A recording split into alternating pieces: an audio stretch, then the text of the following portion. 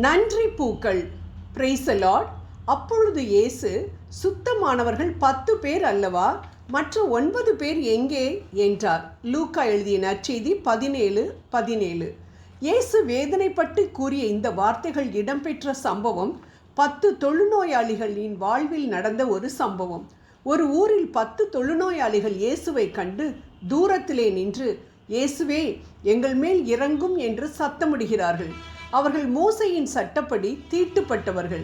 மனிதர்களிடமிருந்து விலகி ஊருக்கு ஒதுக்குப்புறத்தில் தான் அவர்கள் வசிக்க வேண்டும். எவ்வளவு மனவேதனை இருந்திருக்கும் அவர்களுக்கு.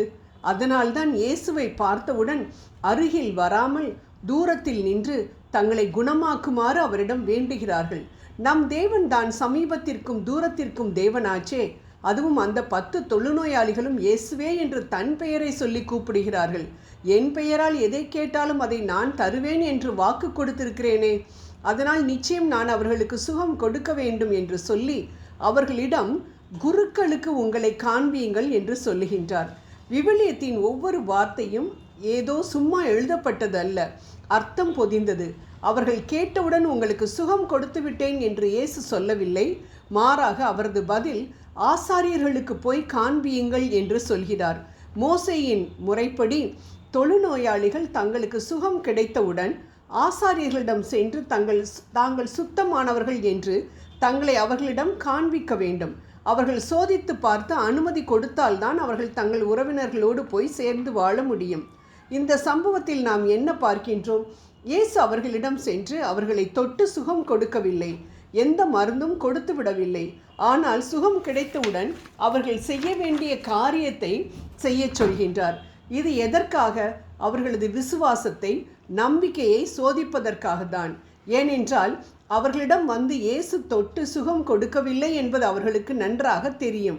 அதனால் தங்களுக்கு சுகம் கிடைக்க சிறிது கூட வாய்ப்பில்லை என்பதும் நன்றாகவே தெரியும். ஆனால் இயேசு உங்களுக்கு சுகம் கிடைத்துவிட்டது என்ற அர்த்தத்தில் குருக்களிடம் சென்று காண்பியுங்கள் என்று சொல்கிறாரே என்று அவர்கள் அந்த இடத்திலேயே நின்று விடவில்லை. 14ஆம் வசனத்தில் அவ்வாறே அவர்கள் புறப்பட்டு போகும் பொழுது அவர்கள் நோய் நீங்கிற்று என்று பார்க்கின்றோம்.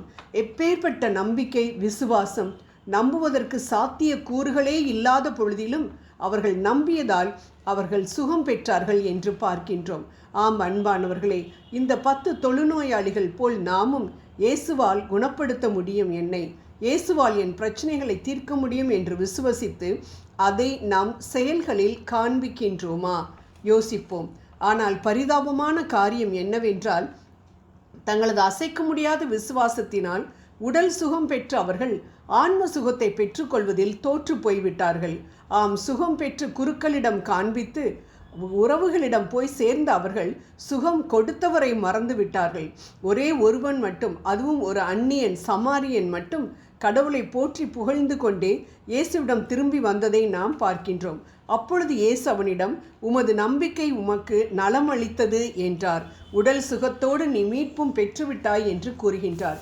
இதிலிருந்து ஒரு அருமையான பாடத்தை இயேசு நமக்கு கற்றுத்தருகிறார். அதாவது, மலையை பெயர்க்கை கூடிய நம்பிக்கை உன்னிடம் இருந்தாலும், அதன் மூலம் நன்மைகள் உனக்கு கிடைத்தாலும் அது எனக்கு ஒரு பொழுதும் மகிழ்ச்சியை கொடுக்காது.